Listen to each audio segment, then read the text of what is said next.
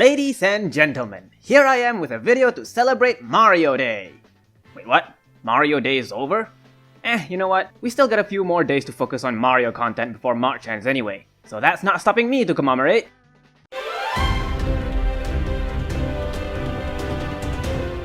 Mario, the man who has brought me joy across my near 2 decades of gaming. Even between all the franchise wars and entitled theorists on the rise to bring him down, I still find myself standing by this golden boy side no matter what people say about him. There are a lot of topics I could pick to discuss for the month, but I think I found one that suits the mood best. Bosses. Mario games have them, and they are a platoon of diverse roundabouts, ranging from simple but effective, to complex and epic, to Koopalings. I think it will be awesome to cover as many different bosses from as many different Mario games as possible. So instead of doing a simple top 10, I'm going all in with a top 20. Of course, I'm gonna be setting some limitations to not make things too broad. These games have to feature Mario as the titular character, so I won't be including series like Luigi's Mansion, Yoshi's Island, Wario Land, and Donkey Kong Country. Those practically became their own titles at this rate, so they have their own place for another time. Also, no crossover titles. Smash Brothers are off the list. Other than that, everything goes, regardless of the thematic differences or whether you play as Mario or not. So long as they're from the games that qualify, they're welcome to be here. Well, they also have to actually be good, but that's a no-brainer. Also, it goes without saying that there will be spoilers on this list, so if you care about that when it comes to these games, be sure to watch where you tread. This is my top 20 favorite Mario bosses. For all the crap it gets from fans and developers alike, Mario 2 seems to show a lot more creativity with its mechanics and boss fights compared to the other 2D Marios. True, it may just have been a retool of Doki Doki Panic, but they were developed in the same engine as Mario anyway, with approval to convert it to a Mario title. Heck, the Mario version even has more stuff in it, like its own unique boss, Claw Grab. What is apparently the evolved form of the Sidesteppers, the giant enemy crab is one of the tougher bosses in the game. He attacks by throwing rocks that bounce all over your side of the platform, and the only way to damage him is to grab one of those rocks and throw it back at him. It's pretty tricky to do since the rocks can drag you down to the bottomless pits. Nonetheless, it's an interesting design for a boss that relies on solid counterattack to beat him, and is actually one of the more challenging takes even when compared to the future Mario games. In the advanced version, he's a little easier since you do have recovery hearts to help you, but the pits could still pose a threat against that. Also, he literally sounds like Wario. You'll make a tasty treat. That's just so silly and I love it. As a fan of this underdog title, I definitely would have preferred to see more bosses handled in the same vein as this. And hey, if you still don't care for this boss, look at it this way. It's better than refighting Mauser again. Oh boy, we're back at it again with the creaks of Mario 64. I've talked about this game in great length and how it managed to catch the junior me in some unconditionally spooky moments. One of which being the eventful battle against the I-Rock. One of Nintendo's many giant hand bosses. I-Rock is one of the less practical bosses in the game as it actually has quite a number of different attacks. Those include slamming to the ground in various patterns, pushing you off the edge, and just repeatedly fisting the floor until you make the wrong move to instant kill you. Despite my premature experiences, I do appreciate how well this boss managed to strike a chord with me given its ominous creeping atmosphere. It helps that the I-Rock stands out as a more complete boss compared to the game's simpler adversaries. Well, handstand, but it counts. Granted, the DS version of the game does have more bosses that also have their share of creative battles, but at least in I-Rock's case, he's able to stand out even before any sort of remake buff. Hell, he even set the foundation for future great boss fights in games like Mario Kart DS, and even Redux battles in the form of Knuckle Attack from Odyssey and Snow Ogre from Tennis Aces. Really though, missed opportunity to go with Ice Rock there. Koopalings. I remember when I used to actually like these guys, but that was before they became an excuse for Nintendo to not make good boss fights. On its own, their fights aren't bad, but when you have to keep fighting the same type of boss doing the same things over and over again with different coats of paint, it's gonna get dull pretty dang quick. The only Koopaling fights I still enjoy to date are the ones in Superstar Saga and Yoshi Safari, the latter which happens to be the topic of the entry. Each of the Koopaling battles in the game has these adopted juniors piloting various different mechs to combat Mario's giant ass gun. Yeah, I thought you'd never see the day, do ya? The battles are pretty unique and fascinating, and it really makes full use of giving each of the Koopalings their own different weapons and fighting strategies. Well, save for Wendy, her fight is stupid. Their battles don't get more complicated and shooting down the weak spots until their mechs blow up. but it's still pretty exciting to blast all these different machines and bring suffering to these whippersnappers. Yeah, look at that face. That's what I call confidence. Fun fact, this was the Koopaling's last proper appearance in the retro era before they reappeared again a decade later in Superstar Saga. If only they kept their creative drive intact when they moved out to the new Super Mario Bros. Games. Didn't know kids could lose their passion so fast. Just to further add salt to the Koopaling trend, let's praise the bosses from the original New Super Mario Bros. Say what you will about the game, but at least it doesn't try to bore you with the same boss fights over and over. You actually get various species of bosses with different behaviors for a change. Evidence of their quality can be found in the Monty Tank battle. As the name suggests, you're fighting a Monty Mole general as he drives a wall tank shooting bullet bills after you. Every time the mole takes damage, the tank goes haywire and extracts another cannon. The fight toys around with your bullet bill platforming skills, and Monty himself covers his ground pretty well by throwing bombs at you to cover his weak spot. Like the other fights in the game, the boss stays in just enough of a grey area in terms of creativity that it strikes as a recognizable but fresh and enjoyable boss. Besides, you just can't pass on fighting a tank. I really wish they bring back these types of bosses for a future 2D Mario. The potential to extend their prowess is limitless. Seriously, if they're not even gonna do anything special left with the Koopalings, they might as well just shelf those brats again. Well, we've gone through a few entries already, so how about we start talking about an RPG boss for a change? Our first candidate comes from Paper Mario: The Thousand Year Door. This game really likes to experiment with non-traditional gimmicks. Some of them work, others not so much. And then there's that middle ground that's so strange that it's kind of amazing in a niche sort of way. Meet Duelist. Duelist. I see we're playing this game, huh?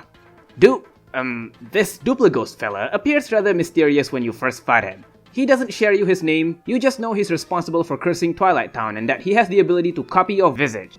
And when I say the latter, I mean to life. The ghastly villain took away Mario's body and left him a shadowy husk.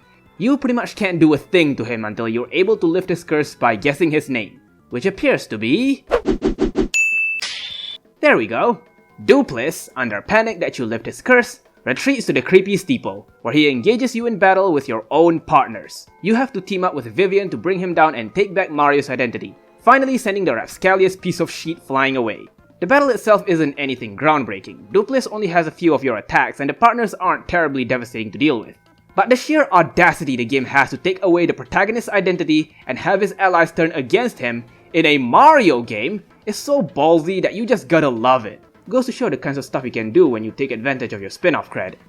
Now, if we could just do some objective refinements and cut down on all that backtracking, perhaps that will have gotten this boss higher on the list. Then again, the 16 joke won't have worked in that case, so I'll take what I can get. Mario Paint. I'm sure I'm not alone when I say that this was one of my first experiences with an advanced art software. At least I'm sure that's what the game intended to reflect. Drawing, spriting, animating, and composing music are among some of the fun stuff you can do to express your imagination here. But don't you wish you could do more to satisfy yourself? You know, like swatting gnats that shoot lasers from their butts? Yeah, that's exactly what I wanted in my art game. King Watinga appears as the boss of Mario Paint's Gnat Attack minigame. He carries a combination of various attacks from the other gnats, such as firing laser balls, commanding swarms, and stinging you with his jet flames. Meanwhile, all you got with you is your swatter, and you just gotta slap the metallic nuisance until he blows up. You don't just fight him once, of course. In traditional arcade fashion, you'll keep fighting him at the end of each stage as his attacks and movements get progressively faster, alongside his fellow gnats. Watinga and Gnat Attack as a whole is such a strange addition, but given that you can make music with pig noises and creepy boy faces in this game, I guess this isn't too outlandish. I mean, even as an artist nowadays, I just sit on my ass drawing while occasionally slapping mosquitoes flying over my arm. The Gnat King really was ahead of his time, huh?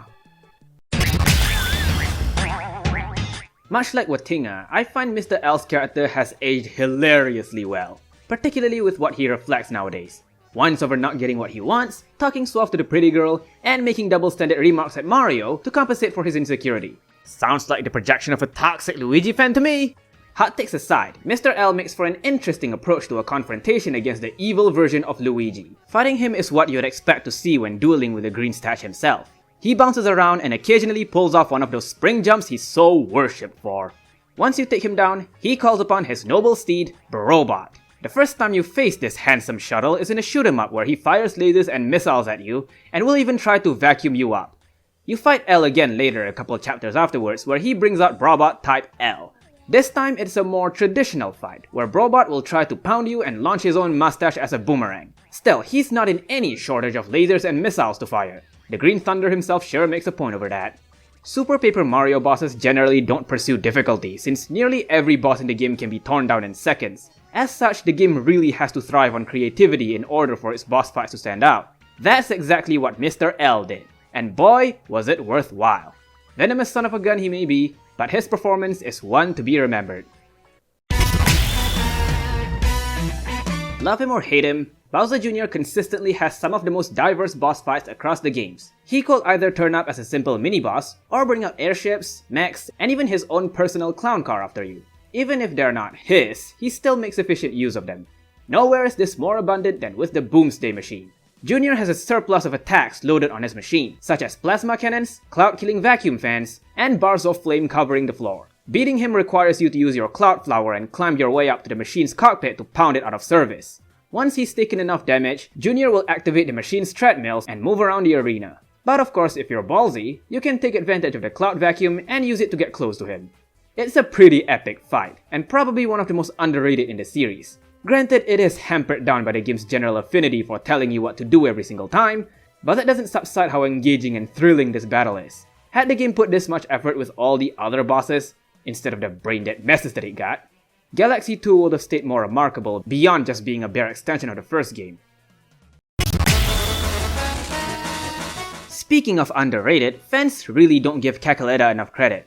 She may not be the catchphrase generator that her aid appears to be, but she's still a crazy, awesome villain. You don't take lightly to an antagonist who mutated an entire kingdom, possessed Bowser, and used his army to take out aggression on her enemies. To top it all off, she makes for a really good boss. Kakaleda doesn't even let you make your first move. She throws voids underneath you as the fight starts and will continue to do so as she stands on her last legs. Her other attacks boil down to summoning lightning in precarious patterns and spawning clones which can turn into a persistent swarm of bats. In the original version of Superstar Saga, her attacks are much faster and require keen intuition to traverse against. In the remake, she's definitely a lot easier with a decreased attack speed as well as a simpler indicator for her clone move. Regardless of the version though, Kakaleda puts up a really great and challenging fight, and makes great use of her evil witch aesthetic with every attack she pulls off. She clearly doesn't let down on her ferociousness either when the soul battle asserts her grating dominance over you. So the next time you think of Mario's great gallery of baddies, just remember not to overlook one that's literally staring you right in the face. Boss minigames in Mario Party is a fantastic addition. Having a big battle as the climax to a board session is an awesome way to add thrill and weight to the gameplay. At least it beats watching a cutscene of Bowser getting killed with a cork. Hell, for all the crap people give to the newer games, even they know how to make these work. For this instance, however, let's go back to where it all began. Millennium Star is the first boss minigame ever brought into the series as the climax of Mario Party 3's story mode. To defeat him, you have to grab the shooting stars he fires onto the field and throw them back at him. But be careful, those stars have afterburn, so you have to find the right timing to grab them without taking damage. In his second phase, Millennium Star covers the arena in sludge, which will slow down your movement, all the while increasing the rate of the shooting stars falling at you. Finally, he takes his last phase to a heartily forgiving degree, as he turns the floor into ice, making your movement slippery while he swarms you with an entire rainstorm of stars. Each phase takes 3 hits, which totals the amount of times you need to hit him stand at 9. Considering the fact that you lose for getting hit once, it all makes the fight really hard.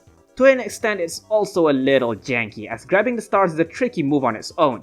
But even still, everything else surrounding the fight is so enjoyable that the jankiness isn't that big of an issue. The galactic atmosphere and the booming battle theme that plays as you take down this mighty being is absolutely amazing.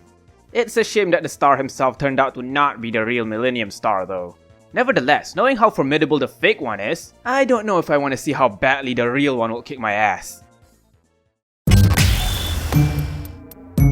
Remember back when old Mario games have different stories and characters? Yeah, me neither. Okay, in all seriousness, a lot of freshly introduced Mario characters back then tend to rarely make it out to the light of day, let alone become famous enough to star in their own game. I mean, imagine barely making an appearance in one game and immediately become a titular character in the franchise. That's just the silliest thing ever. Well, well, I'll be biting my mandibles. Mario Land 2's final boss is a marvel, to say the least. When he first debuted, our boy Wario appeared as the greedy antithesis to Mario.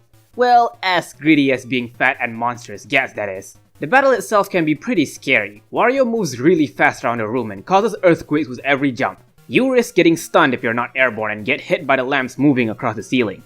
Adding on, he has 2 additional phases, one of which he takes his own bunny carrot while providing you with your own, and flies over you with an attempt to ground pound you. In his last phase, he gives you a mushroom, while he himself gets a fire flower. What, you expect Pinhead Larry here to play fair? Who you calling Pinhead? Like Millennium Star, each phase of the fight takes 3 hits to win. While the fight isn't as hard as Millennium Star, it's still cool to have another boss fight in Nintendo's Prime with some elongated challenge tied to it rather than just dropping an axe over a bridge and calling it a day. Plus, fighting someone who uses your own power-ups against you is just a really neat concept in general. Funny how fast Wario got his chance to shine in his own games after barely debuting as a final boss once. What I will do for another Wario Land game.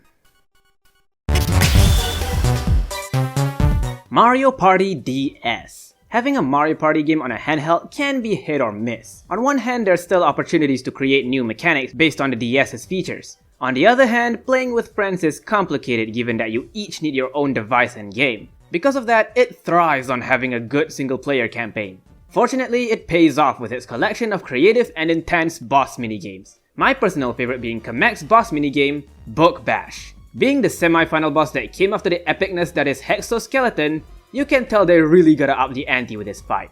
And boy did the elite Maggie Koopa pull it off in spades.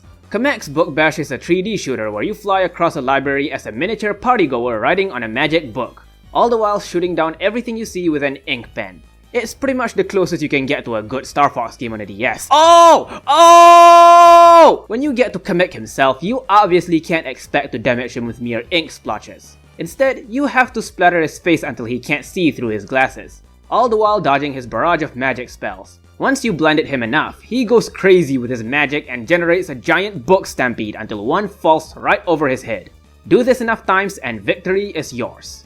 The fight as a whole is really charming and fun, which is supported by the giant library environment, complementing Kamek's role as the book-smart spells general of Bowser's army. The fact that you have your own life bar instead of a single hit penalty certainly helps keeping the fight challenging to a fair degree. Party DS certainly deserves more recognition than what it got. Its appeal may be niche, but with bosses like these, I say it's worth the salvage. Legend of 7 Stars is quite special in its own way. It's got a unique world building, really charming storylines, and marvelous silicon graphics. That said, it is a little too simple as far as Mario RPGs go. So much so that you don't even have to grind that much just to reach maximum level. As a result, a lot of the bosses are easy to cheese even with the weakest special attacks. For the looks of it, it's gonna take the hardest boss in the game to provide any sort of visible challenge. That's where our anachronistic super boss Culex comes into play. In case you couldn't tell, Square really wants you to know that they worked on this game. So they shoved in a boss that exemplifies that Final Fantasy presence. As a super boss, Culex culminates all of the toughest attributes of every adversary in the game, supplying high-level magic attacks, various elemental moves, devastating status elements, and a crap ton of HP to top it all off. It's definitely important to carry proper equipment and party member setup when dealing with this boss. In particular, having anything or anyone who tanks fire type damage and immunity to being transformed into mushrooms. Trust me, few things in the game are worse than having a team of static fungi. But as I said, given Legend of 7 Stars' simple mechanics, it's not too difficult to be fully prepared when dealing with this boss. Heck, I've even beat him with Malo in my team. Malo! Though frankly, that is part of what makes Culex so fun. He's not terribly hard, but still threatening enough to challenge you consistently that you can find various different team combinations to take him on. Now, I know some of you might say I'm cheating a bit here since I did say no crossovers, and Culex is one big Final Fantasy reference. Well, thing is, Legend of 7 Stars isn't really a crossover game, barring this one-time use of an outsider's boss theme. Plus, the Dark Knight of Vanda himself never debuted in any Final Fantasy titles, so I'd say it still technically counts as a proper boss in the series. And besides, the idea that this terrifyingly realistic demon creature is canonically a Mario character is just hilarious, not gonna lie. What's next, a Skyrim dragon casually making his way in here? Oh yeah, that did happen, didn't it? Donkey Kong sure has come a long way, hasn't it? beginning the lineage by tossing barrels down a construction site and climaxing it with their own bombastic platforming adventure between fellow descendants. As it stands though, Nintendo really wants to relive the days of old when Mario and Donkey Kong's rivalry was prominent. That's where Mario vs Donkey Kong comes in, taking the scene to the next generation with advanced controls and more complex boss fights. There's also two different final battles in this game, one of which is done in traditional barrel tossing fashion, and the other is, well, this.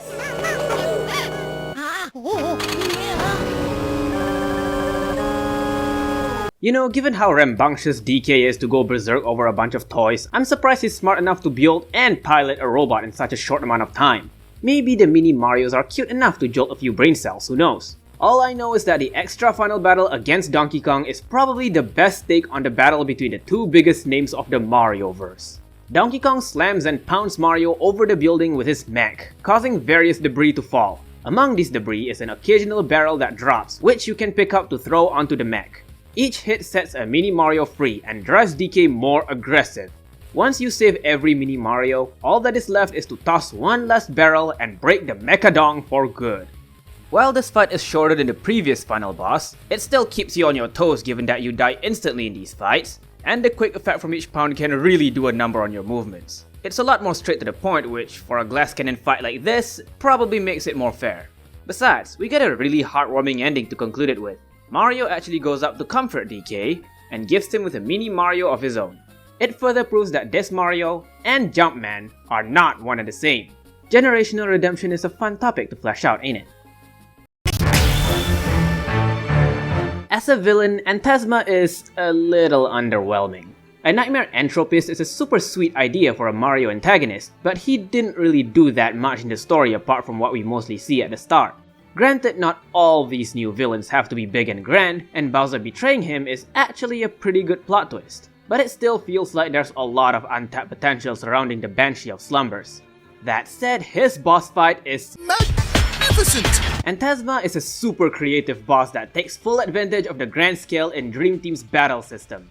Not to mention, it shares a lot of attributes with Kakaleta, but taken to a much higher scale, such as a faster bat swarm and a much more defined clone attack. He can even steal Dreamy Luigi and hide him in one of his nightmare orbs, which he can also use to chase you down and catch you in a devastating shockwave. If you get hit by even one of his attacks, you're sent straight into a deep sleep, where Antasma chases you down a looping nightmare. Now I'm playing with power! It's absolutely frightening, especially with how little time he gives you to take in what's going on. Even fearless old Mario could only take so much before he cracks under pressure over this screeching Nocturner. Despite all this spectacle though, the fight is kind of easy. Antasma himself doesn't really have that much health, nor does he have any additional forms to lengthen the fight. As such, he goes down pretty fast, especially if you can manage to not get hit too much. True, the massive sequences of attacks can generate a bit of trial and error, but it still doesn't take that long to get accustomed to them. Still, if the fight didn't stand out at all, it won't have gotten this far up. And it did, so at least it does prove to be a major compensation for the bases Antasma came short in. Bowser, King Koopa, arch nemesis of Mario and controversial president of present-day Nintendo. Bowser fights have evolved from one-shot assassinations to massive sequences of platforming endurance. We get an occasional raw brawl in this series, but those only happen when Nintendo feels like getting reasonably violent. If I have to pick one Bowser fight for this list, it definitely has to be one of the latter. There's a handful to pick from, so which one of these more personal Bowser fights excels strong enough to make it on the list? Well, the answer might surprise some of you. Yep, it's this one. For some reason, I don't hear people talk about the finale of the OG Paper Mario all that much, and I don't really understand why. I know by this point you already have enough equipment to survive even the hardest bosses in the game, but that doesn't mean this finale isn't enthralling. The build up to this fight is definitely one of my favorite parts about it. You literally start off the game getting butt-whooped by Bowser and his Star Rod, and after 7 chapters worth of adventure, you finally culminate the strength to negate his handicap with a benevolent Star Beam. After beating him in a fair rematch, Bowser goes to his last resort, having Kemi power him up and enhance all of his attacks, including the invincibility effect from the Star Rod. Not even the Star Beam could stop him then. It takes the effort of both Peach and Tinker to beat the ever-living hell out of an old lady, and use their wish powers to generate a more powerful beam. This is when the climactic confrontation takes full effect. Bowser comes packing with an empowered claw attack, which can poison you if not guarded against. His stomp move can disable one of your attacks, and his fire breath is fully powered. With the Star Rod, he can not only double his damage output and turn himself invincible, but he even gets new attacks, creating star waves to hit your partner, summon lightning, and even heal back near a third of his full health. Fortunately, with the new and improved power of you can finally cut down his shield and smack him with everything you got. While it's not the hardest or most detailed Bowser fight in the series, it's still incredibly challenging. All supported with an epic final battle theme composed through ominous organs, drums, and radiating electric guitars, giving a perfect construct over the finale's atmosphere. And furthermore, this fight overall feels like the definitive Bowser battle. There's no shortcuts, no passe atmospheres, just a grand and solid fight of the superstar plumber and his friends against the Koopa Conqueror. It also doesn't feel too restricted, as you're always open to plenty of options with different badges and partners to approach this fight in your own way. I loved this fight as a kid, and I still do now. It is the most fitting conclusion to the Mario RPG with the most faithful world design, and I won't have it done any other way. You know, it's strange. I usually don't like it when games have you die in one hit a lot of the time, which is why I find it hard to come back to the original Super Mario Bros. Yet there are instances where the high cost of penalty actually increases the tension and thrill of the fight. I think I began discovering this when I fought the infamous Mario Galaxy boss, Daredevil Comet Bouldergeist. On his own, Bouldergeist already excels in many ways. Not only is his design both unique and intimidating, his fight keeps you on your toes by tossing rocks and spawning bamboos at you, which you need to take hold of in order to damage him.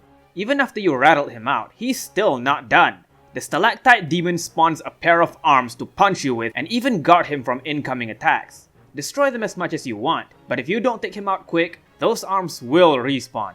All of this incredible tension is coupled further with his unique battle theme, and the Daredevil Comet making sure you do this fight perfectly, or you die. What makes the Daredevil version even more fun and refightable is the fact that you can just start from the battle instead of doing the mission first, so you can always make time to engage this boss fight at the cost of extra health. I fought Daredevil Bouldergeist so many times, possibly even more than any other Mario boss. It's not really hard, but it was so freaking addicting. Even with 1 health, none of his attacks are all that tough to dodge, so it really feels like your survival depends on your skills to beat this versatile boss without making a mistake. Hands down, one of the best combat boss in the entire series. Oh my good graces, where do I even begin with this setup? Fawful turned Peach's entire castle into a giant battle mech, and you're fighting it as an ultra-sized Bowser. Said mech even spawned black holes to pull you in as you have to endure swarms of drones assaulting you towards it. Bowser even deflects the void and tosses the castle into it, repeatedly punching it down as it jet boosts out of it and blasts you with missiles and giant tractor beams. The fight even climaxes with both titans swallowed by the voids on their sides and Bowser continuously launching his shell against the mech, crushing it like an oversized tin can. Before giant battles became oversaturated to the point of redundancy, there's a strong vintage appeal to it when it comes to the Bowser fights in Inside Story. Every fight resonates kaiju vibes, and even the finicky ones have its creative spotlights. The complexity of the battle against Peach's castle very much completes the legendary impact that resonates with these battles. Usually I tend to say I want more good boss fights, but in this case, I could use not having another RPG giant battle in the series. Like, let's be real here, none of it will ever be as on point and phenomenal as this once-in-a-lifetime spectacle. The Shrews. Horrifying, threatening, parasitic, and deceitful.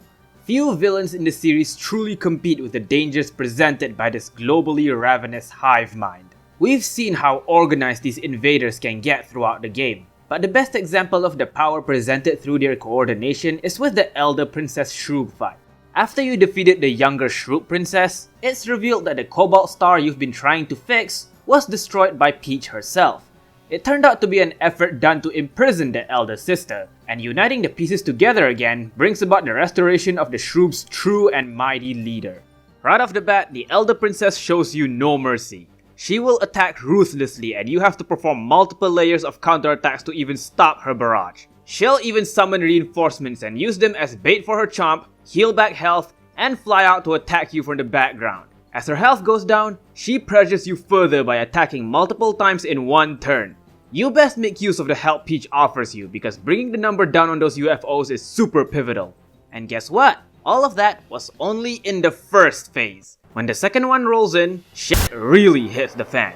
And I do mean that since there's no ventilation left to clear out these deathly fumes. Elder Princess becomes this deformed mother brain abomination and creates new frightening ways to pulverize you, including piercing and sweeping you with her tentacles, launching superpowered fireballs at you, and even coordinating her subjects, turning them into ammunition for her attacks. She can even create a time warp to ambush you with the UFOs in the next turn a la Future Sight. Scary part is that the Shroops just casually take it like nothing. Even Bowser's minions carry some protocol when putting their lives on the line, but these guys? They're all willing to serve under their ruler's behest at the cost of their life, without a word or anything. Even the music bizarrely mixes these soft and howling instruments radiating a feeling of despair, yet with somber parts that symbolize pity? For these guys? Well, they are basically Dalek of the Mario universe, given that they are born and raised without compassion, existing just to serve their leader and destroy their enemies. It's dangerous, it's disconcerting, it's truly one of a kind. For a while, this remained my favorite boss battle in the whole franchise. It's a malevolent blend between a tough climactic battle and a subtle, philosophical look on the evil that is confronted. A masterpiece of the Mario RPGs packaged in a single, beautiful brawl. We're getting close to number 1, so while we're at it, let's list down some honorable mentions. Tatanga, Mario Land, concluding the fight for Sarasara Land with a space shooter. King Boo, Mario Sunshine. Dude, how many peppers did you eat to swell your tongue that much? True Bowser, Mario 3D Land, one of the best platforming challenges to ever grace a Bowser fight. Goombas, Mario 64 DS, an interesting addition to the remake that gives it more identity. Giant Bowser, New Super Mario Bros. U. Finally, actual Bowser combat in the 2D platformer titles. Waluigi, DDR Mario Mix. No, it is better than Waluigi. Fury Bowser, Mario 3D World. Haven't fought this one yet, actually. It's still new, so maybe I'll save talking about it for another video. Mario Odyssey has managed to do a lot of things that, on its own, seems satisfying enough for modern game standards. But as a package that pays tribute to the legacy of Mario, it did so in a way that's subtle, yet quaint and powerful, all the while standing on its feet as its own grand adventure.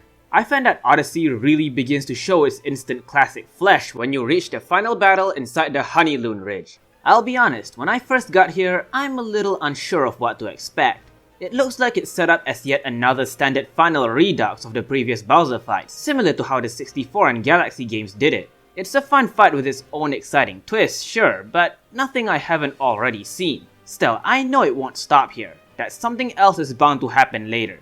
The question is whether or not it's gonna make the finale worth it. Well, given where we are on the list right now, you can probably fill in the blanks. Right as you defeat Bowser, chaos ensues. The inside of the moon crumbles down as Mario has to save both Peach and Bowser from the destruction within the underbase of Honeyloon Ridge. What's his solution?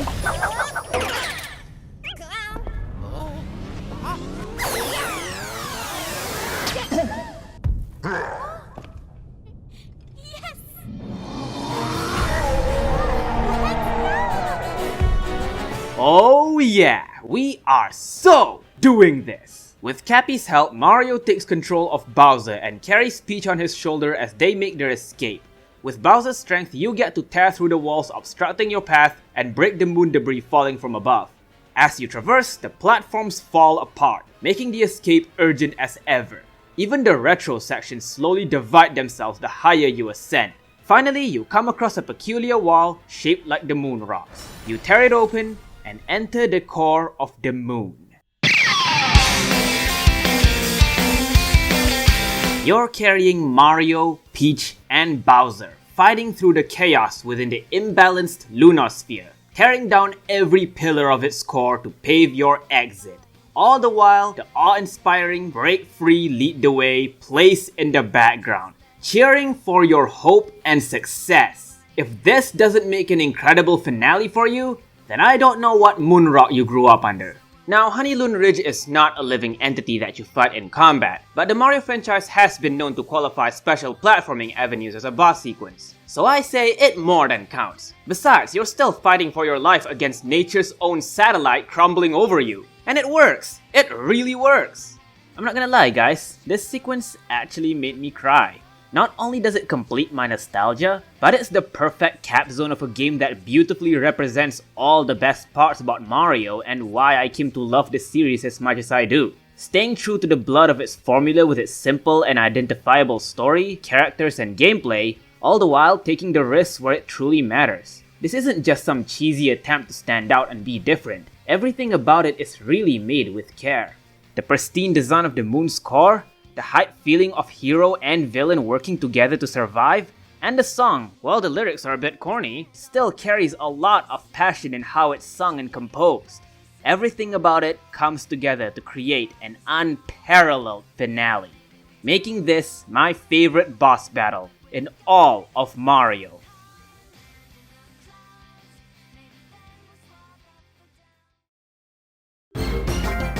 Thank you so much for watching, folks. I knew I had to get a video made for Mario Day, so even though I'm late to the party, I hope what I made turned out to be worth your while. If you do enjoy it, feel free to subscribe. And if you're salty I didn't say or include stuff you like, leave a comment and share your thoughts. Mario Day is one day for all, but for me, it is worth a lifetime.